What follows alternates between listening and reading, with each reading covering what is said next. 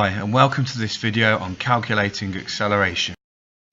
So acceleration is just how quickly an object is speeding up or slowing down. If you see the term uniform acceleration, this simply means speeding up or slowing down at a constant rate. So to calculate acceleration we need to know the equation. A equals v minus u over t, where a is the acceleration measured in meters per second squared, v is the final velocity in meters per second, u is the starting velocity in meters per second, and t is the time measured in seconds. This v minus u here is also referred to as a change in velocity. So some of you will be familiar with using equation triangles but won't necessarily be comfortable filling them in. If you look at the equation here, the v minus u divided by t can only work if it fits in the equation triangle like this. That leaves only one place to put a. Now we just simply cover up what we want to find out. If we want to find acceleration, it's change in velocity divided by time. And if I change in velocity, it's acceleration multiplied by time. If we want to find time, it's change in velocity divided by acceleration. So now we look at some examples. Here a car accelerates from rest to 15 meters per second in 3 seconds. Calculate the acceleration. First thing to do is to write down the numbers we know. From rest is 0 meters per second, ends up at 15 meters per second, takes 3 seconds. We don't know the acceleration. To find it, it's change in velocity divided by time. We now use the numbers we've just written down to fill out the equation.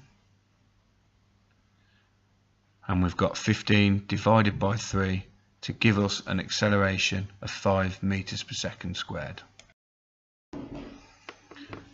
Okay, and another example. A dog running at 10 meters per second speeds up to 13 meters per second with an acceleration of 0.5 meters per second squared. How long does this take? Write out the numbers we know. Use the equation triangle to find out the equation we want to use. Change in velocity divided by acceleration equals time. Put in the numbers. 13 take away 10 divided by 0.5 is 3 divided by 0.5, so that tells us it takes 6 seconds.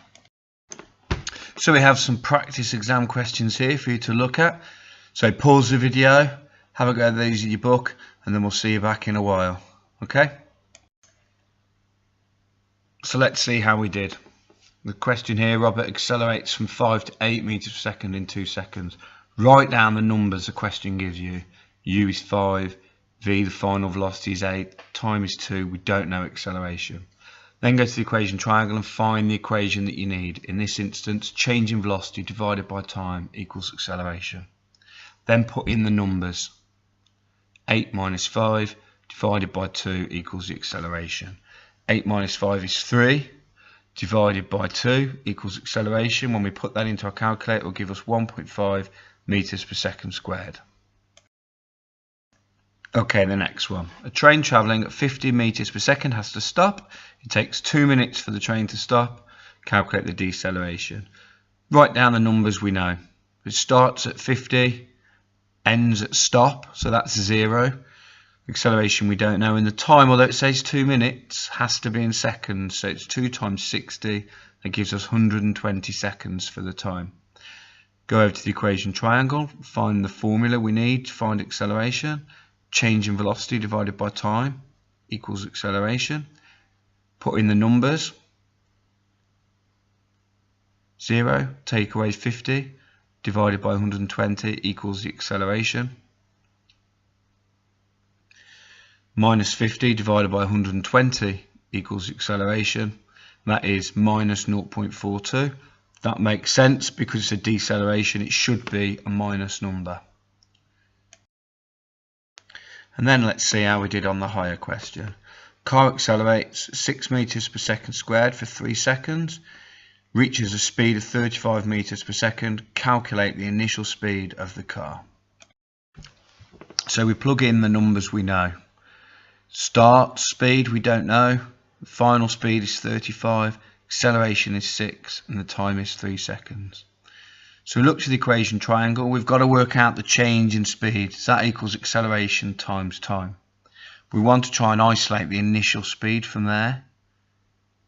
So if we look at just moving the equation round, we get final velocity minus acceleration times time gives us start velocity.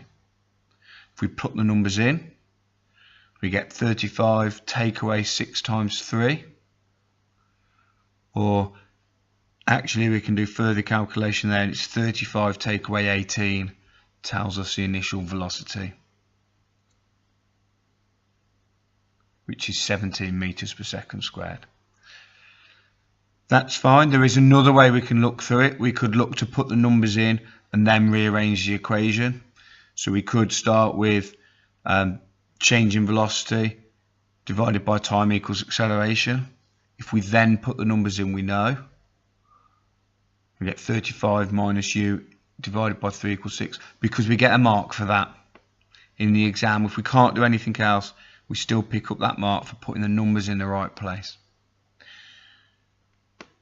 We then multiply 3 up to the other side. 35 take away the start velocity is 18, which gives us 35 minus 18 equals the initial velocity of 17 meters per second squared. Okay, we should now be ready to attempt these exam questions on our own. All students should be able to attempt the first. A stone is dropped off a cliff, reaching a velocity of 60 meters per second in 6.1 seconds. Can you calculate the rate of acceleration? This was for 2 marks. And higher students should be able to attempt this second one.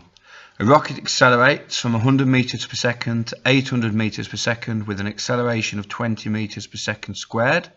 For 3 marks, can you calculate the time taken for this change in velocity? You've been watching Mr. Freeman's Fundamental Physics. I hope you've enjoyed this video on calculating acceleration and that you found it useful. Good luck, guys.